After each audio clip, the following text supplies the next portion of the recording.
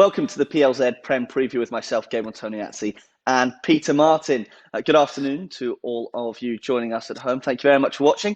Don't forget to like, share, follow and subscribe to all of our social media channels and comment. Let us know your thoughts and predictions for the upcoming football. It was another jam-packed midweek of action. It was the fifth round of the FA Cup and we're going to get straight into it as Manchester City made it to the quarter-final with their record-breaking 15th straight win in English football. Peter, I've got to be honest with you, I was a bit surprised that that was a record to be broken. Only 15 wins, but how big an achievement is that?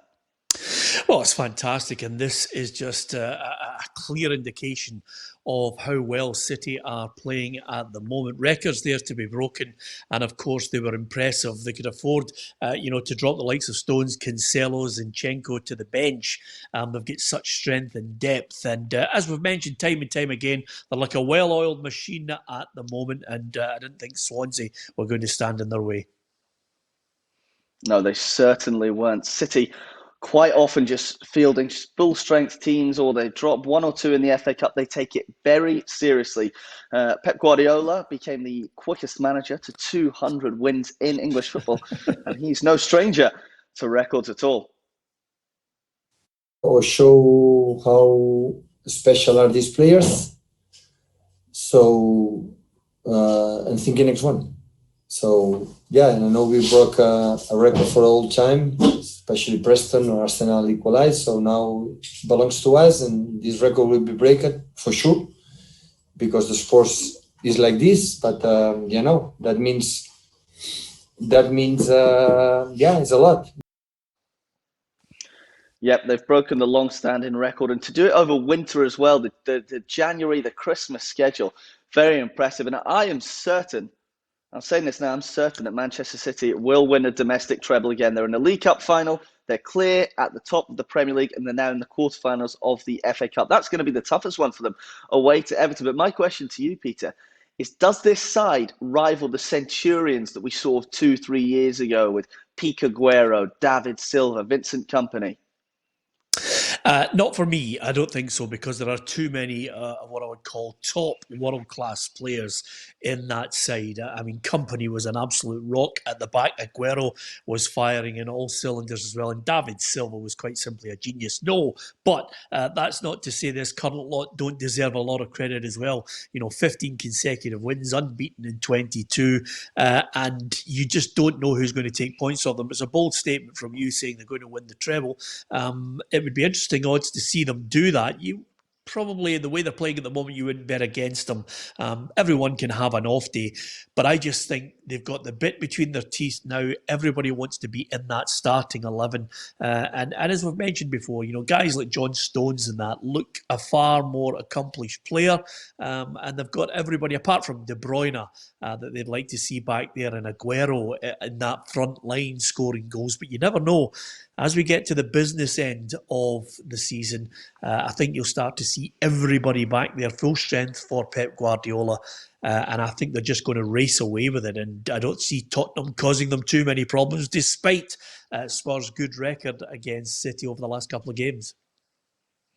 Yeah, it's a warm-up of that League Cup final, which I've already awarded to Man City. That will be played at the end of April. But Spurs, they are struggling at the moment. Midweek, I don't know if you saw the game. I didn't get to watch it. I just had to see the highlights, and it was about 15 minutes of highlights. 5-4. It's a cup classic, isn't it? Yeah, absolutely. It'll live long in the memory. It was one of those fantastic games. I mean, Spurs always give you games that you'll never forget as far as the cup is concerned. But this one was incredible. When Harry Kane put the equaliser in at 4-4, you thought to yourself, right, okay, they're going to go on and win this. But as ever, in the last couple of months, there's always a side issue going on with Spurs. 1 win in 5, knocked out of the FA Cup by Everton. And of course, now there's this circus going on about Gareth Bale. Felt uncomfortable. Does he need some kind of scan? And it's becoming a noose around Jose Mourinho's neck, because he's got to try and get to the point where they're winning games regularly again, so that people don't start looking for the stories elsewhere. Gareth Bale, when is he going to play? Why did you sign him in the first place if you're not going to kick a ball with it? Let him kick a ball. It's just a sideshow that he doesn't need, Jose. And I think I can see this negativity following him at the moment until he starts getting them regular wins again. And you only have to look back to just over a month ago when they were starting to look the part. Yeah, they certainly were. Top of the league at the start of December. But you talk about Gareth Bale there. Jose Mourinho was very mysterious when he was describing the injury that he's picked up. I don't think it is an obvious, clear injury. I would say feels uncomfortable, and because of that, the training session couldn't be 100%. But I don't think we can speak about an injury. First time publicly that he's come out and said something against Gareth Bale. We always see that he eventually does it. He digs players out that aren't playing for him or aren't fully behind him. So Bale is the latest and by no means the biggest of stars to have been chucked to the wayside by Jose Mourinho, but he needs to turn it around quickly. As you say, 1 win in 5, and it's Manchester City on Saturday night. How do you see this one going? I can see Manchester City winning it by 3-1. That's how confident I am that City will do this. They've got too much for them. They're certainly not going to be bothered with all the problems that Jose has. Jose can dig out any player he wants when he's winning games. He's not winning them. He's had that dreaded vote of confidence that he will continue all the way to the end of the season and possibly beyond. Who knows? You're never certain in football, to be perfectly honest with you. Just ask Frank Lampard. But they're going to lose in the game against City. That's for certain for me. Yeah, I'm going 2-0 Man City as well. That is the standout fixture of the weekend, but there's plenty of other crackers in there. None more so than the 12:30 game on Saturday. It's Liverpool against Leicester. A real battle for the top 4. It's not what Liverpool fans would be wanting to hear at this part of the season, but it's realistic. And just before we get onto the game itself, I want to talk about Liverpool's performance at the weekend. We've just been singing high praises of Manchester City. Phil Foden was outstanding against Liverpool, but they were really poor in that second half. Andy Robertson got the runaround from Foden. He wasn't the only one. No, I mean, listen, that was the defining moment in the season for Liverpool. Had to win it, didn't. Alisson had an absolute nightmare. There's no excuses for it. And I think a number of people have said, Liverpool need to stop looking for the excuses of the fact they don't have their preferred back 4. Quite simply, they have to get on with it and think to themselves, well, we don't have them. We don't have players in at the moment. They've got a couple of new signings who may well be in contention for this game against Leicester. But whether they play or not, it's about time they stop making excuses. And I think it's about time they started scoring goals, because if you haven't got your preferred back line, then you're going to have to score quite a few goals to win games. And quite simply, from middle to front, it hasn't been clicking for Liverpool. They will be back next season, I'm sure. The big teams, the super clubs, go through peaks and troughs. We always see it.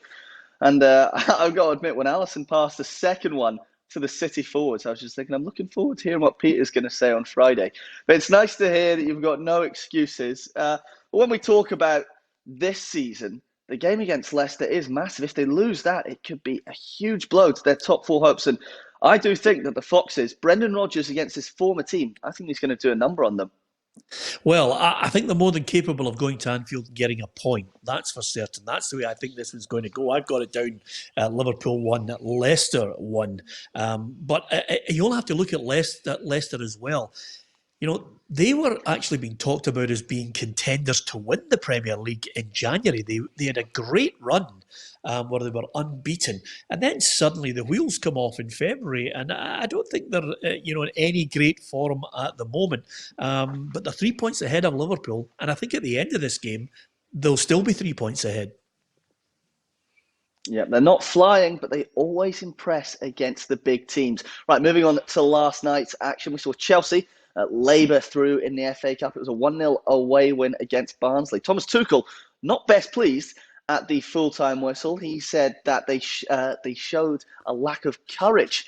But he was happy, obviously, to progress there through to the quarter-final. He's getting them closer to the top 4, Peter, as you called a month ago when he was hired. And it's 4 wins on the bounce for them.